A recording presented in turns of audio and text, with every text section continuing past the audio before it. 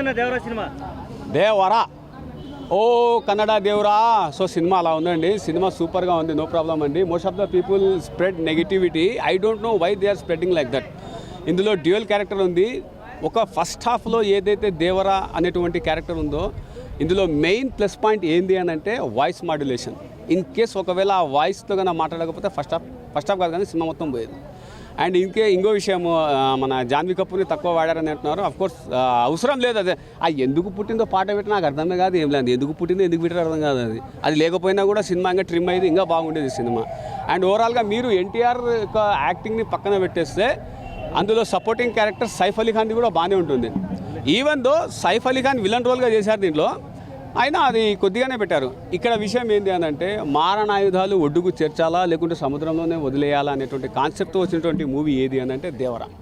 And ఇందులో ప్రధాన పాత్రల్లో 2 పాత్రలు చనిపోయా లేకపోతే ఒక పాత్రని చనిపోయిందా అనేటువంటిది మీరు థియేటర్కి వెళ్ళి చూస్తే తెలుస్తుంది. ఇన్ కేస్ నేను చెప్తే క్లైమాక్స్ ఇప్పుడే రివీల్ అయిపోతుంది. సో ఐఎమ్ సారీ, మాట చెప్పలేను. అండ్ యాక్టింగ్ పరంగా కానీ మ్యూజిక్ పరంగా కానీ అనిరుద్ధ్ ఇది కొద్దిగా బెటర్గా మ్యూజిక్ కొట్టాడు. నిజంగా చెప్పాలంటే సముద్రం బ్యాక్డ్రాప్ లెవెల్లోనే మ్యూజిక్ కొట్టడం జరిగింది. And do have any questions?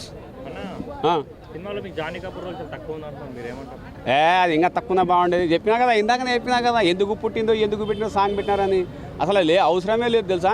అసలు ఆ సినిమాకి హీరోయిన్ కూడా అవసరం లేదబ్బా. నిజంగా చెప్పాలంటే సినిమా ట్రిమ్ చేసి 2 hours 30 minutes 2 hours 15 minutes పెట్టినా కూడా జాన్వీ కపూర్ తీసేసిన కూడా సినిమా బ్రహ్మాండంగా ఉంటుంది. నాకు తెలిసి అయితే అది నాకు తెలిసినట్టు. నాకు విషయం అర్థం కాలే. ప్రధాన పాత్రలో 2 పాత్రలు పోతే పార్ట్ 2 ఎట్లా తీస్తాడని కొట్టాల శివ నాకు అర్థం కాలే. ఇది అసలు నాకు ఇప్పటికీ అర్థమవుతుంది. కొట్టాల శివ ఈట కథ రాసుకున్నాడు ఏం లేను.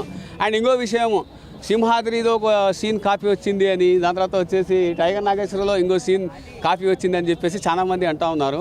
కెమెరా అన్న తర్వాత కాపీ చేయడం కెమెరా పని, అర్థమైంది. యాక్టింగ్ చేయడం ఆయన వంతు, కథ రాసుకోవడం వేరే వాళ్ళ వంతు. సో ఇంకో విషయం ఏంటంటే పార్ట్ 2 కోసం మీరు కూడా ఈగర్లుగా వెయిటింగ్ చేయండి. 2 ప్రధాన పాత్రలు చనిపోతే పార్ట్ 2 ఎట్లా తీస్తాడు అనేటువంటిది కొట్టాల శివ. ఐ థింక్ ఇది కానీ వర్కౌట్ అయితే మటుకు కొట్టాల శివ కూడా ఒక యాక్షన్స్ చాలా బాగున్నాయి. యాక్షన్స్ ఇంకా మన ఎన్టీఆర్ ఏం మాట్లాడుతున్నారండి గురుగారు. ఆయన ఎన్టీఆర్ యాక్షన్ గురించి మనం మాట్లాడాల్సిన అవసరం లేదు. చెప్తున్నా కదా, ఎన్టీఆర్ యాక్షన్ పక్కన పెట్టేస్తే మన రాజమౌళి కూడా దాంట్లో కనబడ్డారు. రాజమౌళి వస్తూ సొరచాప తీసుకుని వచ్చారు దాంట్లో.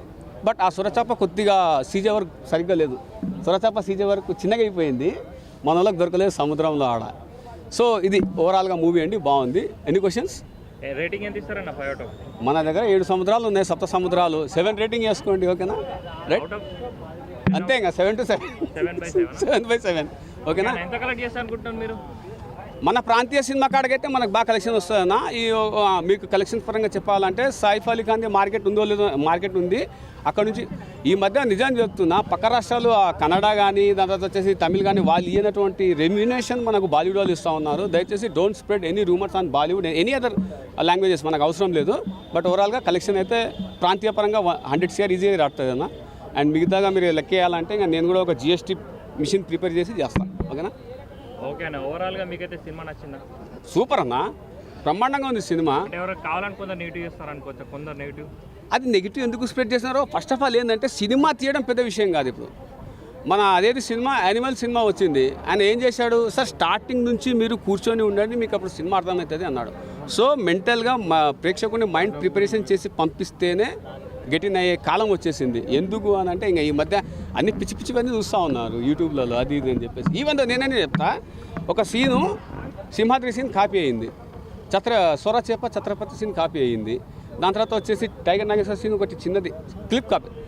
మాత్రాన కథ అనేటువంటిది అక్కడ ఉన్నటువంటి పర్సన్ వేరు, ఇక్కడ ఉన్నటువంటి పర్సన్ వేరు.